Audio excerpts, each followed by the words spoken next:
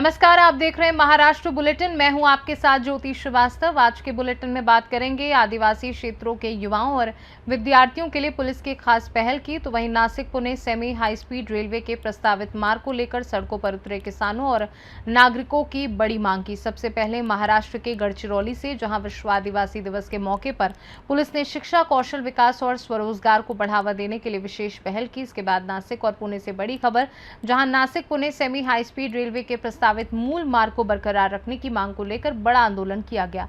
देखिए महाराष्ट्र की सभी बड़ी खबरें विस्तार से सिर्फ महाराष्ट्र बुलेटिन में।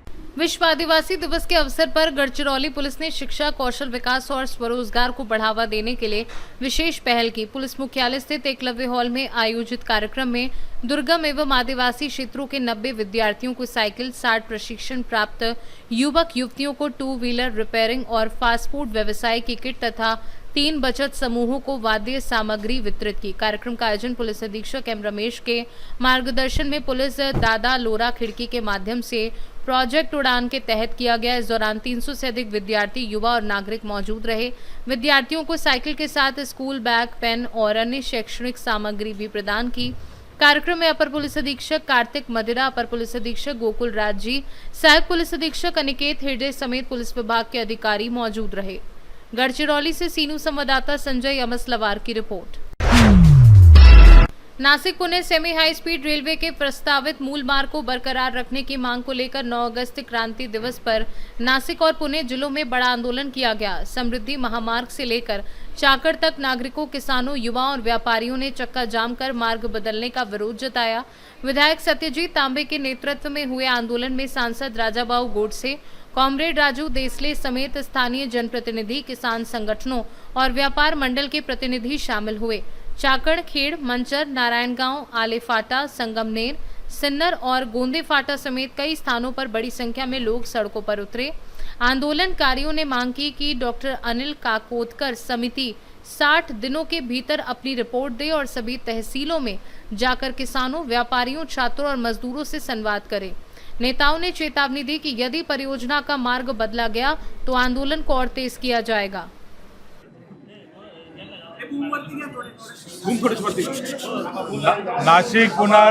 नाशिक पुणे रेल्वेच्या बाबतीमध्ये आज 9 ऑगस्टच्या क्रांती दिनाच्या निमित्ताने आणि जागतिक आदिवासी दिनाच्या निमित्ताने आपण पाहिलं असेल की पुणे जिल्ह्यातील चाकण, खेड, मंचर, नारायणगाव, आळेफाटा, संगमनेर आणि समृद्धी महामार्ग गोंदेफाटा, सिन्नर या सगळ्या ठिकाणी नागरिक जे आहेत आणि विशेष करून तरुण वर्ग जो आहे तो मोठ्या प्रमाणावर रस्त्यावर उतरलाय आणि सगळ्यांची मागणी आहे की नाशिक पुणे रेल्वे जी ज्या मार्गाने ठरली होती त्याच मार्गाने झाली पाहिजे, तिच्यात कोणाच्याही दबावाखाली त्याच्यामध्ये मार्गामध्ये बदल होऊ नये अशा पद्धतीची आपली सगळ्यांची मागणी आहे। खरं तर ही मागणी अनेक वर्षांची होती। ती मागणी पूर्ण करण्याचं काम हे मागच्या काळामध्ये झालं। भूसंपादनाची प्रक्रिया झाली। 500 कोटी रुपयापेक्षा जास्तचा निधी जो आहे तो आतापर्यंत वाटप पण झालेला आहे। मंगरुळे साहेब इथं बसलेत, प्रांताधिकारी निफाडचे शासनाचे प्रतिनिधी म्हणून आलेले आहेत आपल्याशी चर्चा करण्यासाठी। खरं तर ते सुद्धा भूसंपादन अधिकारी म्हणून त्यांनी काम केलेलं आहे। रेल्वे स्टेशनचे सुद्धा टेंडर निघालेले आहेत। म्हणजे इतका प्रोजेक्ट पुढे गेलेला असताना अचानक जीएमआरटीचं कारण सांगून तो कुठेतरी वळवण्याचा जो घाट काही लोकांनी घातलेला आहे त्याला विरोध म्हणून ही सगळी तरुणाई जी आहे ती रस्त्यावर उतरलेली आहे। आपल्या दरम्यानच्या काळामध्ये 22 फेब्रुवारी 2026ला विधान परिषदेमध्ये प्रश्न मांडताना मी या रेल्वेचा प्रश्न मांडला आणि त्याला मुख्यमंत्री माननीय देवेंद्रजी फडणवीस साहेब यांनी उत्तर दिलं की जीएमआरटीचं कारण जर रेल्वे सांगत असेल तर आपण तज्ञांची समिती नेमून त्याच्यामध्ये काहीतरी मार्ग काढू। आज त्याचा समिती नेमलेली आहे। ठीक आहे, 6 महिने लागले, हरकत नाही, उशिरा का होईना परंतु समिती नेमलेली आहे। आता आमची एवढीच मागणी होती। आम्ही सरकारकडे आज आंदोलनाच्या माध्यमातून 2 मागण्या प्रामुख्याने केलेल्या आहेत। एक म्हणजे कुठल्याही परिस्थितीमध्ये 60 दिवसाची जी मुदत डॉक्टर अनिल काकोडकरांच्या अध्यक्षतेखाली त्या समितीला दिलेली आहे त्याला कोणत्याही परिस्थितीत त्याला मुदतवाढ देता कामा नये। 60 दिवसात त्यांनी निकाल दिला पाहिजे, हा आमची पहिली मागणी आहे।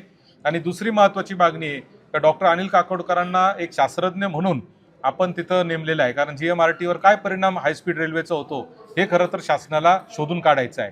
आणि म्हणून अनिल काकोडकरांना जरी एक टेक्निकल प्रॉब्लेम शोधण्यासाठी जरी त्यांना नेमलं असेल तरी त्यांच्यासोबत 2 विभागीय आयुक्त पण दिलेले आहेत. नाशिक आणि पुण्याचे विभागीय आयुक्त देखील त्या कमिटीत आहे आणि रेल्वे बोर्डाचा एक अधिकारी पण त्या कमिटीत आहे.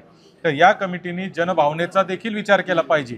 तांत्रिक अडचणीबरोबरच जनभावनेचा विचार करून या ठिकाणी जनभावनेचा विचार करून या कमिटीने आपल्या प्रामुख्याने आता 2 मागण्या आहेत. कमिटी नेमली वगैरे सर्व ठीक आहे, परंतु त्या कमिटीला कोणत्याही परिस्थितीत मुदतवाढ देता कामा नये. नाहीतर आपला आजपर्यंतचा अनुभव असा आहे की मुदतवाढ देत देत कमिट्या पुढे जातात. आणि दुसरी महत्त्वाची मागणी या ठिकाणी आज आपली अशी आहे की कोणत्याही परिस्थितीमध्ये फक्त तांत्रिक कारणं त्या कमिटीने न शोधता जनभावनेचा विचार करून प्रत्येक तालुक्यात जाऊन जनसुनवाई देखील त्यांनी घेतली पाहिजे, जेणेकरून लोकांच्या काय भावना आहेत आणि त्याच्यातून कसा मध्यम मार्ग काढायचा ह्याचं काम हे त्यांनी केलं पाहिजे. इथे आज मोठ्या प्रमाणावर आंदोलन झालं, समृद्धी महामार्गाचं झालं. खरं तर नागरिकांना त्रास देणं हा काय आमचा हेतू नाही आहे. नागरिकांचं त्याच्यामध्ये गैरसोय झाली त्याबद्दल आम्ही माफी मागतो, परंतु हा मुद्दा असा आहे का 2-4 तासाचा त्रास झाला असेल, पण 2-4 पिढ्या पुढच्या ज्या आहेत याचा खऱ्या अर्थाने हा प्रश्न आहे. इथं शासनाने आता आपल्याला अशा पद्धतीने एक लेखी आश्वासन दिलेलं आहे. मंत्री गिरीशजी महाजन साहेब आणि माननीय मुख्यमंत्री देवेंद्रजी फडणवीस साहेब यांचा देखील आपल्याला आता इथे निरोप आला होता की तुमच्या कमिटी आम्ही तुमच्यासाठीच नेमलेली आहे, तर अजून तुमच्या काय मागण्या आहेत. तर आपण त्यांना या 2 मागण्या सांगितल्या होत्या, त्याच्यावर त्यांनी आता आपल्याला शासनाचे प्रतिनिधी म्हणून लेखी या ठिकाणी दिलेला आहे. सिन्नर से सी न्यूज संवाददाता सुनील सोनबड़े की रिपोर्ट। महाराष्ट्र बुलेटिन में फिलहाल के लिए इतना ही। देश दुनिया की बाकी खबरों को जानने के लिए आप देखते रहिए सी न्यूज भारत।